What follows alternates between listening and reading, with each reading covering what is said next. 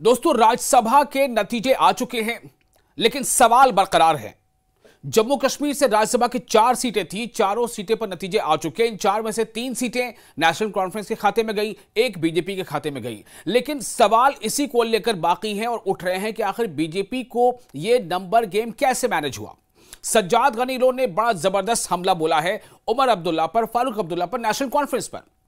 महराज मलिक का भी जो ट्वीट वार चल रहा है वो भी काफी जबरदस्त है।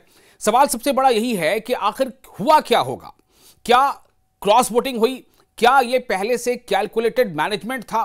क्या यह एनसी और बीजेपी के बीच की कोई आपसी खिचड़ी थी, जैसा कि सज्जाद गनी लोन कह रहे हैं? मैं आपको तमाम जो मेन इसके स्टेक होल्डर्स उनका बयान सुनाता हूं ताकि आप ये समझ पाए कि हुआ क्या है। फिर आपको उसकी डिटेल बताऊंगा कि दरअसल इसमें क्या कुछ हुआ है। क्योंकि देखिए, इन्हीं के पार्टी के नेशनल कॉन्फ्रेंस के नेता और जो नायब वजीर आला हैं सुरेंद्र चौधरी, उनका स्टेटमेंट अगर आप गौर से सुने तो बिल्कुल अलग है। उमर अब्दुल्ला कह रहे हैं कि ऐसा कुछ हुआ नहीं है, और जबकि सुरेंद्र चौधरी कह रहे हैं कि हुआ यही है। और हर पार्टी में या हर जगह कुछ न कुछ जयचंद मौजूद हैं, जिसे हम इस जुबान में मीर जाफर भी कहते हैं। तो आप इनके बयानात को सुने, फिर आपको लगेगा कि दरअसल क्या मामला है। मैं आपको पूरी तफसील बताता हूं। सुनिए फारूक अब्दुल्ला ने सबसे पहले क्या कहा है। इलेक्शन में ऐसी चीजें हो जाती हैं, अब धोखा हुआ है क्या वो अल्लाह जानता है। और मैं अल्लाह का शुक्र करता हूँ कि 3 तो हम लोग कामयाब थे। डॉक्टर साहब, सज्जाद लोन ने कहा कि नेशनल कॉन्फ्रेंस जो है उन्होंने 7 जो सीटें हैं गिफ्ट करी बीजेपी। देखिए, हर एक कुछ ना कुछ कहेगा। अगर हमने गिफ्ट की होती तो फिर हमारे चौथे आदमी को 21 कैसे आती। हमने कोई गिफ्ट नहीं किया। हमारे पास आए थे कि इलेक्शन मत लड़िए, हमें दे दीजिए, अब आप 3 ले लीजिए। हमने कहा नहीं, हम लोग मैदान में आएंगे और मैदान में आके इसका फैसला होगा। और अब आप सुने कि सज्जाद लोन क्या कह रहे हैं। सज्जाद लोन का इशारा इसी बात को लेकर के है जो फारूक अब्दुल्ला कह रहे हैं। फारूक अब्दुल्ला कह रहे हैं कि चुनाव में ऐसा कुछ हो जाया करता है, लेकिन क्या यह ऐसा ही हो जाता है या फिर होने दिया जाता है? सवाल यह है।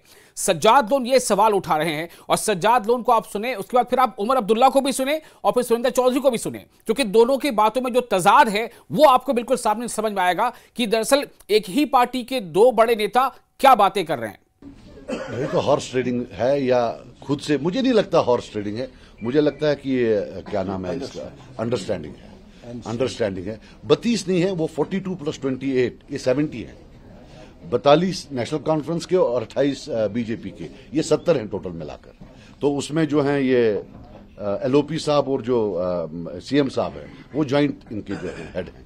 आपस में सब जो है ड्रामा वामा, फोटो भी आपने देखे होंगे, जो स्पोक्स पर्सन के साथ वो फोटो, फिर जो वो बाकी फोटोज देखे होंगे कैसे गले मिल रहे हैं। अगर आम कश्मीरी कहीं नजदीक लिखा वो तो तिमिस मरित तिमिस दिन हुक्म कुफर पान क्या शासा नली नाल है। अल्लाह ताला दीन माफी मर यात कोमस करिन बेदार बोनो कहा था। मैं एक बात बता दूं, अगर उमर साहब आला किस्म के एक्टर हैं तो एलओपी साहब भी कोई कम एक्टर नहीं है, वो भी जबरदस्त एक्टर हैं। एक्टिंग में दोनों की बड़ी महारत है। हम ऐसी बात नहीं, मैं दोनों की इज्जत करता हूं, लेकिन एक्टिंग में दोनों जो हैं लगता है वो मुंबई में होता ना FTI वहां से पढ़ के आए।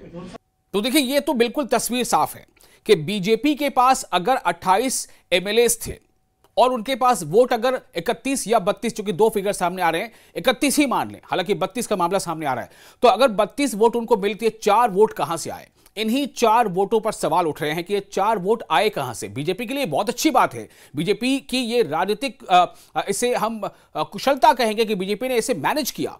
कैसे मैनेज किया, क्या कुछ किया? लेकिन सवाल सिर्फ ये है कि जो उमर अब्दुल्ला कह रहे हैं कि जिन लोगों ने भी वोट दिया है, चाहे उनके ऊपर कोई दबाव था या वो किसी लालच का शिकार थे, उनको चाहिए कि वो सामने आए, उसे एक्सेप्ट करें। आखिरी मरहले पे कुछ जगहों से हमें धोखा पड़ा। जिन लोगों ने धोखा दिया उनके नाम तो अब लगभग हर कोई जानता है। मैं यहां जरूरी समझता नहीं हूं उस चीज को दोहराना, लेकिन अफसोस की बात है, मैं उन तमाम लोगों का शुक्रिया करता हूं, खासकर कांग्रेस और बाकी साथियों का, जिन्होंने नेशनल कॉन्फ्रेंस के हक में वोट डाला, जिन्होंने आखिरी मरहले पे हमें धोखा दिया, उसके लिए अफसोस है। लेकिन अपनी जगह मुझे इस बात की तसल्ली है कि एक भी नेशनल कॉन्फ्रेंस का वोट दाएं बाएं नहीं गया। तमाम वोटर जो हैं उन्होंने अपने पोलिंग स्लिप जो हैं हमारे चीफ एजेंट को दिखाए और एक भी वोट नेशनल कॉन्फ्रेंस का जाया नहीं हुआ। सर, बीजेपी का कहना है कि कल 4 विधायक उनके साथ चले गए और वो तो 40 हो गए। उन्होंने 40 हो गए। कितना बड़ा कंसर्न है? ना, कोई कंसर्न नहीं है।